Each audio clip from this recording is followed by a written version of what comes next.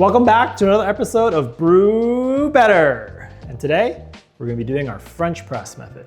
So what you need a grinder, you need your French press, scale, cool tray optional, you need a cup to drink out of, you need a spoon, kettle, any kind of kettle today, don't need a gooseneck, and coffee. This is our hideaway blend. This coffee is great for bold, rich, and classic flavors. So I'm pairing that comfortable profile with our comfortable brew method of French press. So let's get started. Step one is weigh and grind our coffee. So let's get started.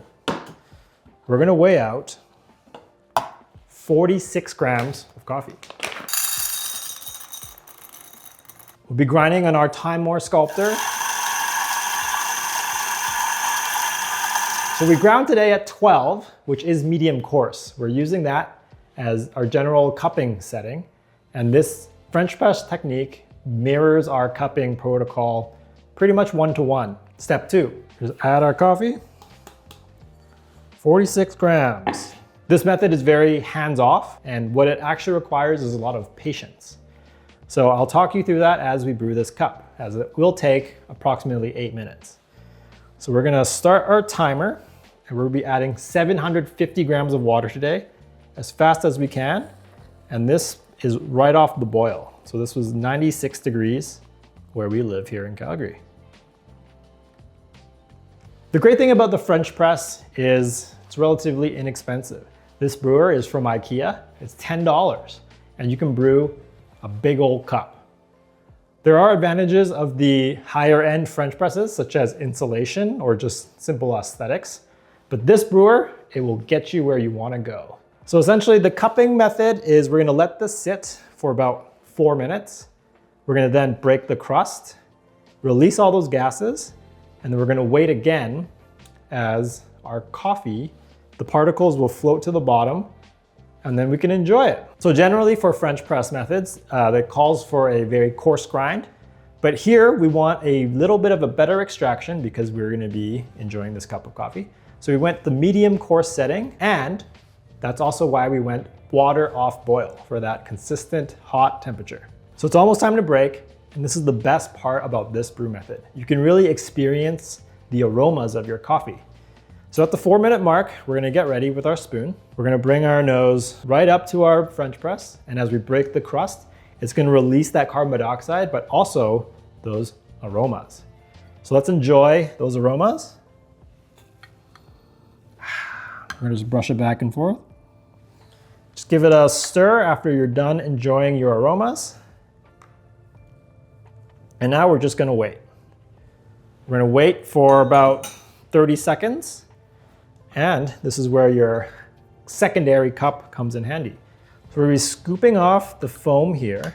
The foam is essentially the trapped carbon dioxide gas from our coffee. If you have a lot of it, you'll know your coffee is fresh. But if you were to taste this foam, it's quite bitter because that's what the flavor of carbon dioxide is. So you don't have to get it all, but since you are waiting for another 3-4 minutes, you might as well get as much as you can. So what we're really waiting for now is to let the larger particles settle to the bottom. And you don't really have to worry about over extraction as the particles at the bottom are pretty much done unless you start shaking your table and reintroducing the grinds into your coffee. This brew method essentially mirrors that cupping protocol that I mentioned earlier. Cupping is essentially what the industry does as a way to evaluate coffees.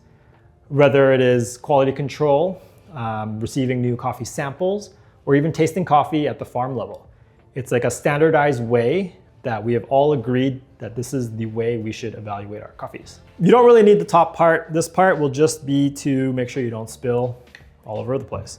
But if you are impatient, you can use this top part to push down any remaining grinds that are floating around.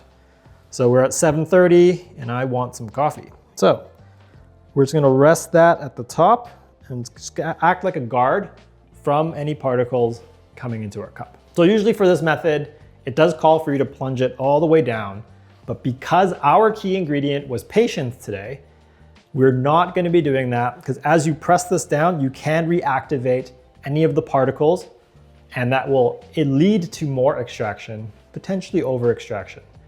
So we're just gonna enjoy our coffee, just like this. And if this spills all over me, that's on Tom. I'm just gonna pour very carefully.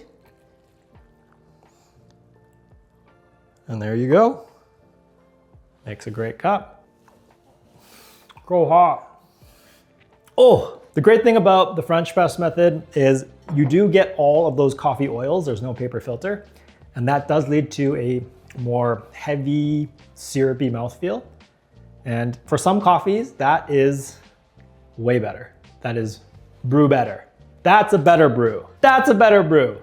So join us next time for another Brew Better. Cheers. Hot.